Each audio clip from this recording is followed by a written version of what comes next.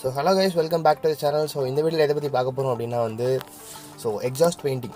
So எக்ஸாஸ்ட்டில் நிறைய பேர் இந்த மாதிரி துருப்பிடிச்ச மாதிரி வச்சுருப்பீங்க. ஸோ அதை எப்படி பெயிண்ட் பண்ணி எப்படி நீட்டாக்குதுன்னு சொல்லி இந்த வீடியோவில் பார்க்க போகிறோம். ஸோ இப்போ எக்ஸாஸ்ட் எப்படி கழட்டணும் பார்த்தீங்கன்னா, ஸோ அப்பாச்சி ஆர்டிஆர் 160 இந்த போல்ட்டை கழட்டுறோம். ஸோ இது எக்ஸாஸ்ட்டுக்கு மேலே இருக்கும், இந்த போல்ட்டை கழட்டணும். அண்ட் இன்னொன்று பார்த்தீங்கன்னா ஸோ இன்ஜின் பக்கத்தில் உள்ளது. ஸோ இன்ஜினில் ஹெட்டில் 2 போல்ட் வரும். ஸோ 2 போல்ட்டையும் கழட்டணும். ஸோ கழட்டினீங்க அப்படின்னா எக்ஸாஸ்ட் தனியாக வந்துடும். அண்ட் இந்த பெயிண்ட் பார்த்திங்கன்னா ஸோ ஹீட் ரெசிஸ்டன்ட் பெயிண்ட்னு சொன்னாங்க. ஸோ அதனால நான் வாங்கி அடிக்க போகிறேன். ஸோ அண்ட் பார்த்தீங்கன்னா தெரியும் எவ்வளோ துரு இருக்குதுன்னு பார்த்தாலே தெரியும். ஸோ பாருங்கள் எவ்வளோ துரு இருக்குன்னு. ஸோ இதெல்லாம் எப்படி நம்ம நீட்டாக ஸ்க்ராட்ச் பண்ணிட்டு அண்டு அந்த பெயிண்ட் அடித்தா எப்படி உரியாமல் வைக்கிறதுக்கு பார்க்கணும். ஸோ இப்போ பார்த்தீங்கன்னா நான் எமல்ஷன் பேப்பர், ஸோ இது உப்புத்தாள்னு சொல்லுவாங்க. ஸோ இதை வச்சு நம்ம நீட்டாக தேய்ச்சி எடுக்கணும். பட் நீங்கள் தேய்க்கும் போது பார்த்தீங்கன்னா ஸோ ஃபுல்லாக பெயிண்ட் எடுக்கணும், ஸோ ஃபுல்லாக எடுக்கணும் அப்படின்னு சொல்லி அப்படிலாம் கிடையாது. ஸோ நீங்கள் ஸ்க்ராட்ச் பண்ணிங்கன்னா எக்ஸஸாக இருக்கிற எல்லாமே வந்துடும். ஸோ அதை மட்டும் தான் நம்ம எடுக்கணும் தேவை. ஸோ நீட்டாக ஃபுல்லாக அந்த பிளாக் பெயிண்ட்டை ஃபுல்லாக சுரண்டி எடுத்து ஸோ அப்படி அடித்தோம் அப்படின்னா நம்மளுக்கு ஸ்க்ராச்சஸ் தெரியும். ஸோ ஸ்க்ராச்சஸ் தெரிஞ்சால் அசிங்கமாக இருக்கும். ஸோ இது பார்த்தீங்கன்னா எக்ஸஸாக பெயிண்ட் உறிஞ்சு வர நிலமையில இருக்குங்களா. ஸோ அதை நம்ம உரிச்சு எடுக்கிற மாதிரி தான் ஸோ இது ப்ராசஸ். அண்ட் பார்த்தீங்கன்னா துரு இருக்கிற இடத்துல நிச்சயமாகவே நம்ம அதிகமாக ஸ்க்ராட்ச் பண்ணி ஃபுல்லாக துரு எடுக்கிற மாதிரி இருக்கணும். ஸோ அப்போ தான் நம்மளுக்கு ஸோ நீட் ஃபினிஷ் கிடைக்கும்.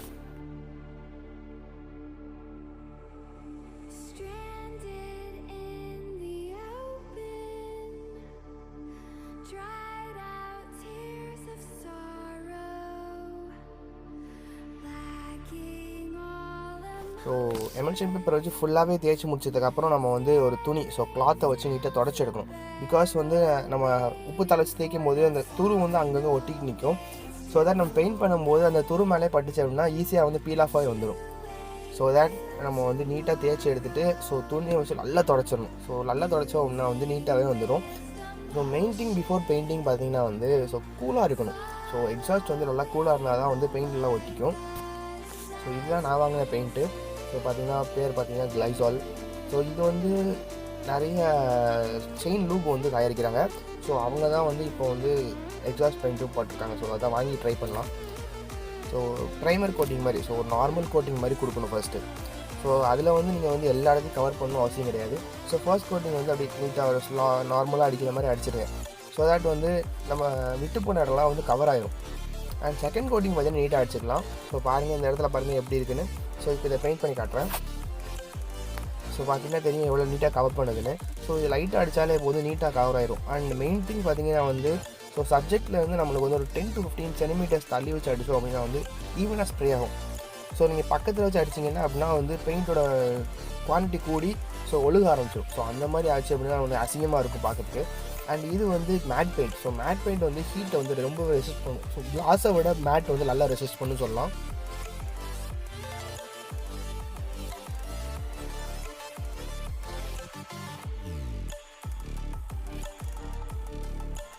ஸோ இப்போ மேலே பாருங்கள் எப்படி இருக்குன்னு.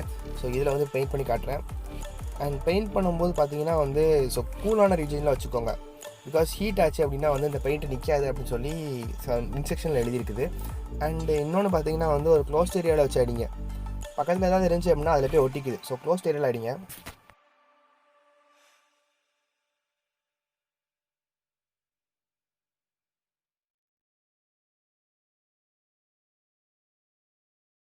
அண்ட் மவுத் டிப்பில் பார்த்து அடிக்கணும். பிகாஸ் ரொம்பவே உள்ளே அடிச்சிட்டிங்க அப்படின்னா ஸோ எக்ஸாஸ்ட் வெளியே வரும்போது புகை வரும். எதுக்கு அப்படின்னா இந்த பெயிண்ட் உருகி வெளியே வரும். ஸோ உள்ளே அடிச்சிட்டோம் அப்படின்னா உள்ளே பிடிக்காது. பிகாஸ் உள்ளே நிறைய துரு இருக்கும். ஸோ ஆக்சுவலி ஃபுல்லாகவே அடித்து முடிச்சிட்டேன் நான்.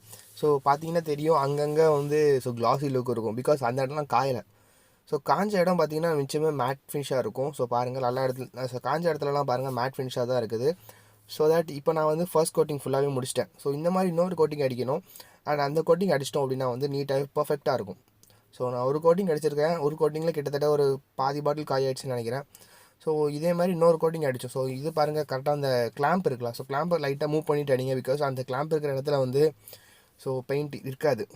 ஸோ இது ஃபர்ஸ்ட் கோட்டிங் முடிச்சதுக்கப்புறம் அண்ட் செகண்ட் கோட்டிங் இப்போ அடிக்கிறேன். ஸோ ஃபர்ஸ்ட் கோட்டிங் முடிச்சதுக்கப்புறம் பார்த்தீங்கன்னா அங்கங்கே லைட்டாக ஸ்பாட்ஸ் தெரியும்.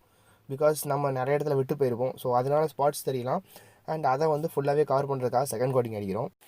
ஸோ செகண்ட் கோட்டிங் ஃபுல்லாகவே அடிச்சு முடிச்சாச்சு. ஸோ நீட்டாக இருக்குது, பர்ஃபெக்டாக இருக்குது. ஸோ இதை இப்போ எடுத்து மாற்ற வேண்டியதான் மிச்சம். பட் அதுக்கு முன்னாடி எக்ஸாஸ்ட்லேருந்து எப்படி ஃப்ளேம் வருதுன்னு பார்க்கலாம்.